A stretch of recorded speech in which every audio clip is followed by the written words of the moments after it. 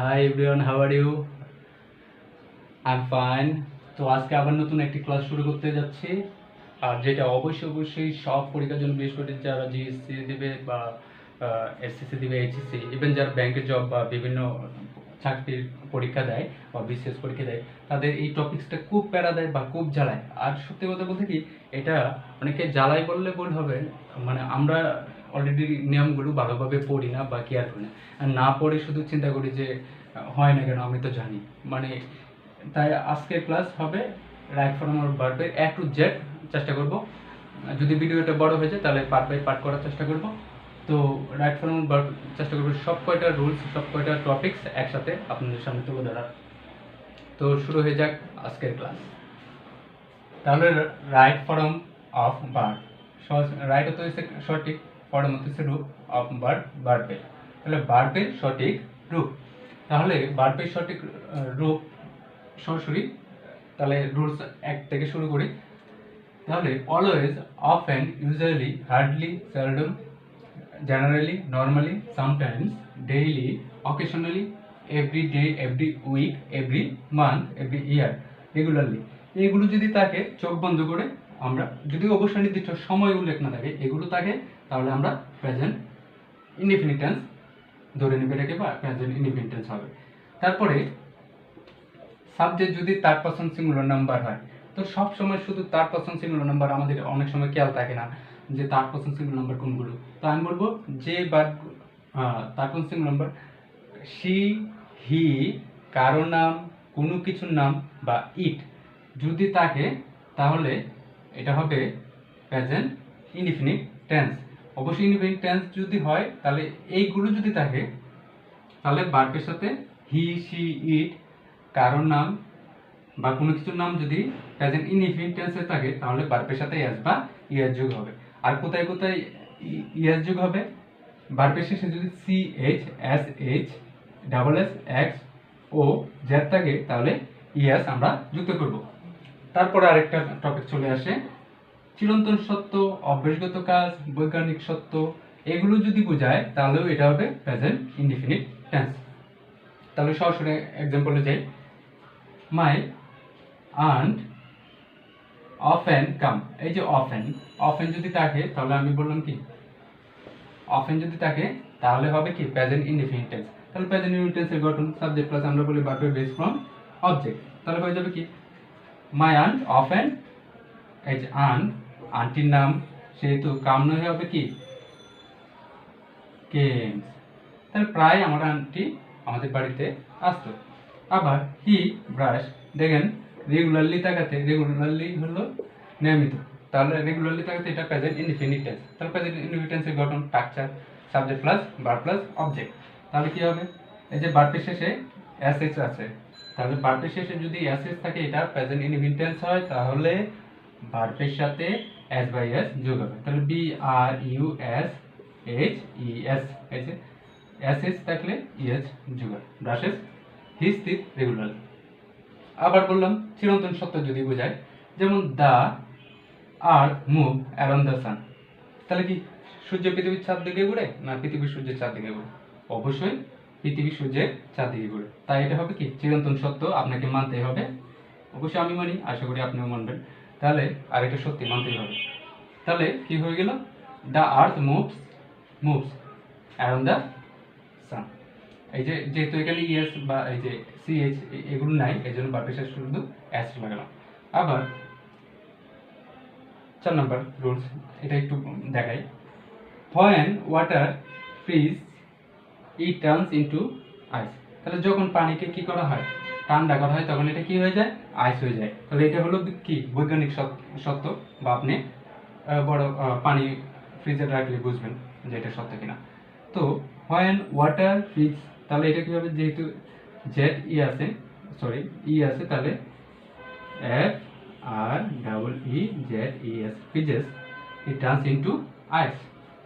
এই হলো মূলত প্রেজেন্ট ইনডিফিনিট টেন্স কখন হবে, বা আপনার ভার্বের প্রেজেন্ট ইনডিফিনিট টেন্স হলে ভার্বের সঠিক প্রয়োগটা কিভাবে করবেন। তো রুলস 2 তে চলে যাই।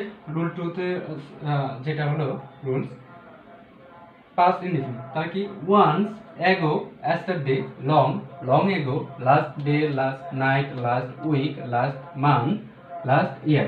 যদি এগুলো থাকে তাহলে আমরা past indefinite tense করব। তাহলে ভার্বের 2 নম্বর ঘর হবে। তাহলে past indefinite tense এর গঠন কি? Subject plus be2 plus object. তাহলে কি হবে? once একদা there lived, তাহলে কে বাস করত? কিং। তাহলে there live না হয় ভার্বের 2 নম্বর ঘর lived, live a king। তাহলে একদা এক রাজা বাস করত। আবার যদি বলি হি কাম হোম yesterday, দেখুন বললাম যদি yesterday থাকে, এই যে যেহেতু yesterday যদি থাকে এটা past indefinite tense হবে। তাহলে past indefinite tense এর কামের 2 নম্বর গড় হবে কি? came।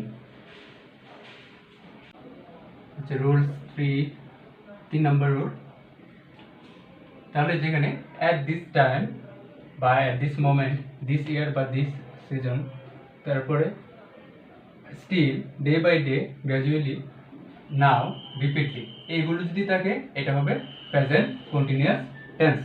তারপরে আবার যদি লুক, লিসেন, হার্শ দ্বারা যদি তাৎক্ষণিক সময়কে নির্দেশ করে তাহলেও এটা হবে প্রেজেন্ট কন্টিনিউয়াস টেন্স। যেমন তাহলে এক্সাম্পল দিই, আই ড্রাইভ,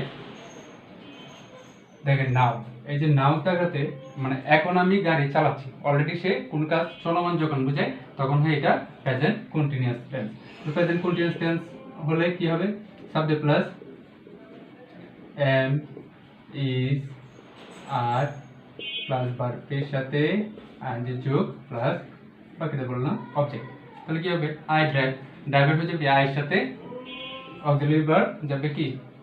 এম, তারপরে ভার্বের সাথে আইএনজি যোগ। তাহলে আই এম ড্রাইভিং মাই কার নাও। তারপর আবার look the girl play football, যে দেখো মানে লুক দেখো মেয়েরা কি করতেছে, এই যে তাৎক্ষণিকভাবে যে তাৎক্ষণিক দৃষ্টি আকর্ষণ করার জন্য সময় যখন বলছে এই যে দেখো এইভাবে নির্দেশ করা হলো তখন হবে কি? The girls are playing football. আচ্ছা আবার হার্স, গ্র্যান্ডমা আচ্ছা বলতেছে চুপ, গ্র্যান্ডমা কি করবে? এ স্টোরি, তাহলে ই স্টোরি ইজ টেলিং, কি করতেছে? বলছে এ স্টোরি। যেহেতু দাদি আমাদের দাদিরা যখন গল্প করে তখনই মূলত কি আমরা বলি তাক তাক এখন কথা বলবি না, গল্প শুনি। তো তাহলে rules 4, just, just now, already, ever, yet, never, recently, এগুলো যদি থাকে এটা হবে প্রেজেন্ট পারফেক্ট টেন্স। যেমন অলরেডি আই কি করলাম? যেহেতু অলরেডি আছে তাহলে প্রেজেন্ট পারফেক্ট টেন্সের গঠন লিখব আই সাথে হ্যাভ বা হ্যাজ, তাহলে আই সাথে বসবে কি? হ্যাভ, ডুর 3 নাম্বার গড়, ডান, তাহলে I have done my homework. আবার বলি হ্যাভ ইউ এভার, তাহলে এই যে বি এর 3 নাম্বার গড় যদি লিখি বিন টু কিশোরগঞ্জ, তাহলে কি আপনি কি কখনো কিশোরগঞ্জ গিয়েছেন? আর সত্যি কথা বলতে কি আমি তো আমাদের বাড়ি তো কিশোরগঞ্জ, তাই মধ্যে মধ্যে কিন্তু আমি কিশোরগঞ্জের ভাষা কইলাম, হ্যাঁ কইলে কিন্তু কিছু মনে করেন না যে মানায় নেবেন।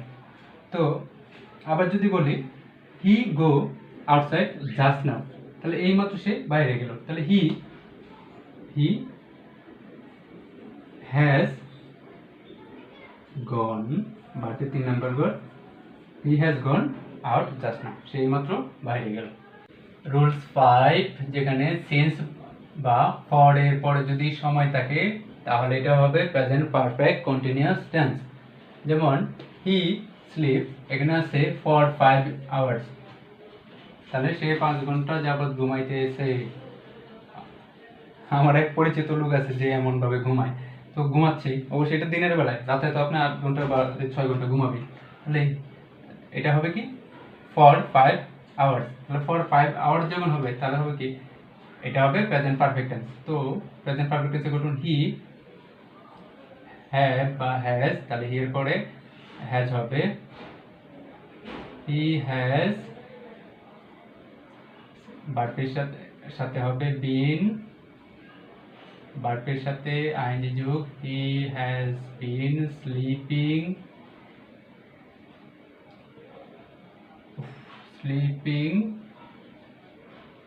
For 5 hours. আবার we learn English since childhood. এখন এখানে কিন্তু নির্দিষ্ট সময় বুঝছে একবারে শৈশবকাল থেকে আমরা ইংলিশ শিখতেছি। আদৌ কি পারি? পারার চেষ্টাটা করি না, চেষ্টাটা করলে অবশ্যই পারব। তাহলে উই লার্ন, তাহলে উই হ্যাভ বিন, সিন্স এর পরে সময় থাকার কারণে এটা হয়ে গেল প্রেজেন্ট পারফেক্ট টেন্স। তাহলে we have been learning, LEARNING, learning English since childhood. আচ্ছা, তারপর রুল 6, অ্যাজ সুন অ্যাজ যদি প্রথম সেন্টেন্স পাস্ট ইনডিফিনিট টেন্স হয়, তারপরের সেন্টেন্সটা হবে পাস্ট ইনডিফিনিট।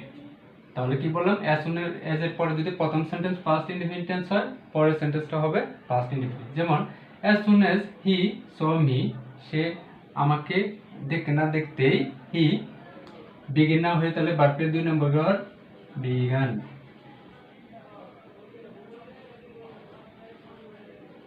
টুকরায় এটা হচ্ছে বাচ্চারা অনেক সময় দেখা যেতেছে, অনেকে আমাকে দেখলাম যাই না কাঁদে কিনা, তো অনেক সময় দেখা যেতেছে তাকে দেখতে না দেখতেই ছেলেটি সে কান্না শুরু করে দিল।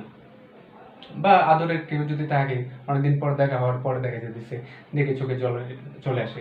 যেমনটা আমি বাড়িতে গেলে তো আমার আম্মু একবার দেখে বলবে যে বাবা তোমাকে কবে ধরে দেখি না। তো এই হলো প্রায় কান্নার বিভিন্ন কারণ হতে পারে, সুখের বা কষ্টের পদ্ধতি। আচ্ছা, টপিকসে আসি। তাহলে as soon as I hear the bell রিংিং, আমি বেল ঘন্টার ধ্বনিটা শুনতে না শুনতে বা ঘন্টার ধ্বনি শুনতে না শুনতে আই ওপেন, তাহলে আই ভার্বে 3 নাম্বার ঘর ওপেন দ্য ডোর। তাহলে এটা মূলত হয় যখন বাবারা অনেক রাত্রে পরিশ্রম করে আসে। আমাদের অনেক বোন, অনেক মেয়েরা আছে যারা কি করবে, বলবে যে এই বাবা আছে গিয়ে দরজা খুলে দেয়। তাহলে যে কলিং বেল চাপতেই মনে হয় যে কেউ একজন আসতেছে, তখন ওইটা ফিল করে আমার আব্বু তো এতটাই আসে, কয়টার সময় আসে, তখনই মূলত তাহলে আমি বেলটা শুনতে না শুনতেই আই ওপেন দ্য ডোর, আমি দরজাটি খুলেছিলাম। আচ্ছা, I as soon as I came in, আমি আসতে না আসতে হি লিভ না হয়ে লেফট দ্য রুম, আমি আসতে না আসতেই সে রুম ত্যাগ করল। তাহলে হয়ে গেল কি, তাহলে subject plus B2 plus object first indefinite. তারপর ভেরি ভেরি ইম্পর্টেন্ট এরও একটা রুলস যেটার মধ্যে আমরা প্রায় সচরাচর ভুল করে থাকি, হোয়াইলের পরে যদি সাবজেক্ট থাকে তাহলে হবে পাস্ট কন্টিনিউয়াস। তাহলে পাস্ট কন্টিনিউয়াস টেন্সের গঠন হচ্ছে subject plus was, were plus ভার্বের সাথে আইএনজি যোগ প্লাস অবজেক্ট। সব মনে রাখতে হবে সাবজেক্ট প্লাস ওয়াজ, ওয়্যার ভার্বের সাথে আইএনজি যোগ। তাহলে হোয়াইলের পরে যদি সাবজেক্ট থাকে পাস্ট কন্টিনিউয়াস টেন্স, আর হলের পরে যদি সাবজেক্ট না থাকে, হলের পরে শূন্যস্থানটাই যদি ভার্ব থাকে, তাহলে এটা হয়ে যাবে ভার্বের, ওই ভার্বের সাথে শুধু আমি আইএনজি যোগ করে দেব। যেমন হোয়াইল অ্যারাইভ, দেখেন অ্যারাইভ তো হচ্ছে পৌঁছানো ভার্ব, তাহলে অ্যারাইভ না হয়ে যাবে কি arriving. While arriving home he started to have dinner, তাহলে সে যখন কি বাসায় পৌঁছলো সে রাতের খাবার খেতে শুরু করে দিয়েছিল। তাহলে এটা হচ্ছে মানে কি খুব ক্ষুধা লেগেছে, বাসায় গিয়ে আমি এভাবে ওভাবে খাবো, তো এই চিন্তাটা করা থেকে দেখা যেতেছে হাত পা না ধুয়ে বললো আগে বাদ দাও খেয়ে নিবো। তো জাস্ট সে যখনই সে বাসায় পৌঁছলো সে কি রাতের খাবার খেতে শুরু করলো। তাহলে হি স এ স্ন্যাক, সে একটি সাপ দেখেছিল। হোয়াইল হি, যখন দেখেন হোয়াইলের পরে কিন্তু সাবজেক্ট চলে আসছে, তাহলে সাবজেক্ট চলে আসলে এটা হয়ে যাবে পাস্ট কন্টিনিউয়াস টেন্স। তাহলে he was walking in the field, তাহলে যখন সে মাঠের মধ্যে দিয়ে যাচ্ছিল তখন সে কি একটি সাপ দেখেছিল। রুলস 8, সিন্সের ব্যবহার। তাহলে রুলস 8 এর মধ্যে সিন্স যখন থাকবে, সিন্স যুক্ত দুইটি সেন্টেন্স যদি থাকে, তাহলে প্রথম সেন্টেন্স যদি প্রেজেন্ট ইনডিফিনিট বা প্রেজেন্ট পারফেক্ট টেন্স হয়, তাহলে সিন্সের পরের সেন্টেন্সটা হবে পাস্ট ইনডিফিনিট। আবার সিন্সের সিন্সের পূর্বেটা যদি পাস্ট ইনডিফিনিট টেন্স হয়ে যায়, পূর্বেটা যদি পাস্ট ইনডিফিনিট হয়, সিন্সের পরের বাক্যটা হবে বা সেন্টেন্সটা হবে পাস্ট পারফেক্ট টেন্স। যেমন এক্সাম্পল দেই, তাহলে সিন্সের পূর্বে যদি প্রেজেন্ট ইনডিফিনিট বা প্রেজেন্ট পারফেক্ট হয়, পরেটা হবে পাস্ট ইনডিফিনিট। সিন্সের পরে যদি সিন্সের পূর্বে যদি পাস্ট ইনডিফিনিট হয়, তাহলে হবে পাস্ট পারফেক্ট। তো it is many years since, দেখেন subject plus verb plus object যদি ধরি, তাহলে সিন্সের পর এটা হবে কি প্রেজেন্ট ইনডিফিনিট হতে সিন্সের পর এটা হবে পাস্ট ইনডিফিনিট। তাহলে কাম না হয়ে হবে কেম টু ঢাকা। তাহলে এটা অনেক বছর, এটা ছিল অনেক বছর যখন কি আমি ঢাকায় এসেছিলাম। আচ্ছা, মেনি ইয়ার্স হ্যাভ পাস্ট, অনেক বছর, অনেক বছর চলে গেছে সিন্স হিজ ফাদার। তাহলে many years have subject plus have বা হ্যাজ ভার্ব 3 নাম্বার ঘর, তাহলে এটা হচ্ছে প্রেজেন্ট পারফেক্ট টেন্স। তাহলে সিন্সের পরে প্রেজেন্ট পারফেক্ট টেন্স থাকলে সিন্সের পরে হবে পাস্ট ইনডিফিনিট। তাহলে হিজ ফাদার ডাইড। তারপর আবার ইট ওয়াজ, দেখুন সাবজেক্ট প্লাস ওয়াজ বাকিটাকে অবজেক্ট ধরুন, তাহলে সাবজেক্ট প্লাস এটা হচ্ছে পাস্ট ইনডিফিনিট টেন্স। তাহলে পাস্ট ইনডিফিনিট টেন্স হলে হবে কি সিন্সের পূর্বে যদি পাস্ট ইনডিফিনিট টেন্স হয়, পরে হবে পাস্ট পারফেক্ট। তাহলে দে ফার্স্ট, তাহলে হ্যাড মিট, তাহলে এটা অনেক বছর হয়ে গিয়েছিল যে যখন তারা প্রথম সাক্ষাৎ করেছিল। আচ্ছা, তো রুলস 9 ভেরি ভেরি ইম্পর্টেন্ট। আপনারা যারা কমপ্লিটিং সেন্টেন্স করতে চান ওটার জন্য, ইভেন যারা রাইট ফর্ম বার করেন ওটার জন্য প্রায় দেখা যায় ওটা আসে। তাহলে it is time, it is high time, wish, fancy থাকলে পাস্ট ইনডিফিনিট টেন্স হবে। কোন টেন্স হবে? Past indefinite tense. অবশ্যই এটা খেয়াল রাখতে হবে অবশ্যই। আর যদি বি ভার্ব থাকে, এই বি ভার্বের পরিবর্তে এম, ইজ আর ওয়াজ হবে না, সরাসরি হি, সি, ইট বা যে কোনো কিছু থাকুক আপনাকে ওয়াই বসাতে হবে। তাহলে ইট ইজ হাই টাইম, এটাই উপযুক্ত সময়, উই চেঞ্জ, তাহলে উই চেঞ্জ না হয়ে চেঞ্জড হবে, যেহেতু উই যেহেতু past indefinite subject plus V two, তাহলে CHANGE চেঞ্জ আওয়ার হ্যাবিট। তাহলে এটাই উপযুক্ত সময় আমাদের খারাপ অভ্যাসগুলো পরিবর্তন করা। তারপর আই উইশ, আই, তাহলে যে বি থাকলে আয়ের পরে আয়ের সাথে তো ওয়াজ হওয়ার কথা, কিন্তু হবে না, চোখ বন্ধ করে চোখ বন্ধ করে যাবে না, আর চোখ খোলা রেখেই ওয়ার লিখতে হবে। তাহলে I wish I were a king, আমি যদি রাজা হতাম। আবার আই ফ্যান্সি আই টার্ন, এখন বলছে টার্ন, এই যে আই ফ্যান্সি পরে যেহেতু টার্ন আছে ভার্বের 2 নম্বর ঘর প্রেজেন্ট পাস্ট ইনডিফিনিট, তাহলে TURNED টার্ন ইনটু ফল। তাহলে আমি যদি কি হতে পারতাম, নক্ষত্র হতে পারতাম। আবার রুলস 10, এটার সাথে এটা প্রায় অধিকাংশ মিল, তবে একটু খেয়াল করার বিষয় প্রেজেন্ট ইনডিফিনিট, এটার জন্য আমি জায়গা নেব।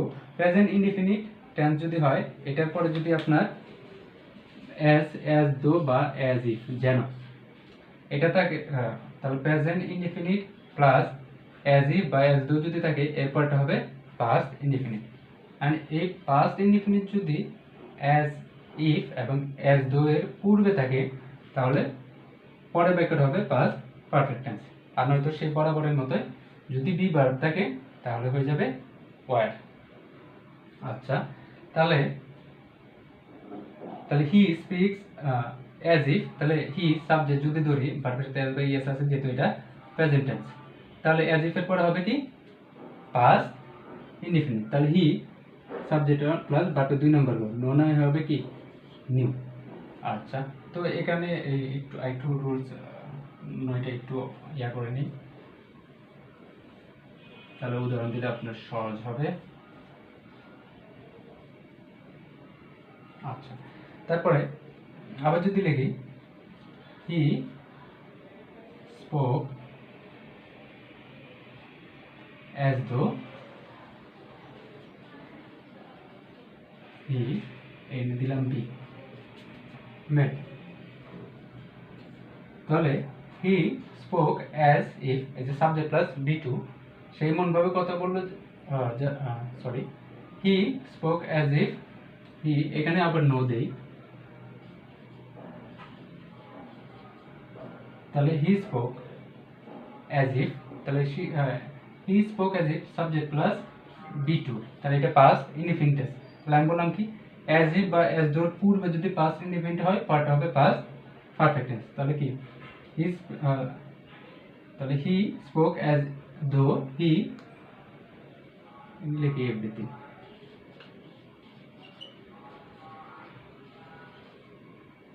তাহলে হি past perfect tense, he had known